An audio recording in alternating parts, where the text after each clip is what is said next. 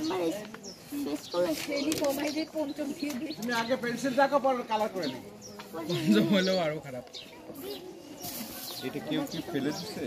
মামা বাকি এটা আমার টাইম নাই। এমনি বক করতেছে। তুমি কি মনে করতেছো ভাই? আসসালামু আলাইকুম। বেশ টাইমের 5 মিনিট আছে। হ্যাঁ টাইমের 5 ফুপা আসসালামু আলাইকুম ফুপা। पेंसिल कहाँ गया वो पेंसिल दिबे तो माय पे पेंसिल এটা আমি তো সেটা যাও না আমি বালি কালার করে দেব নীল কালার কি ভালো? আরে ভাই তুই দাও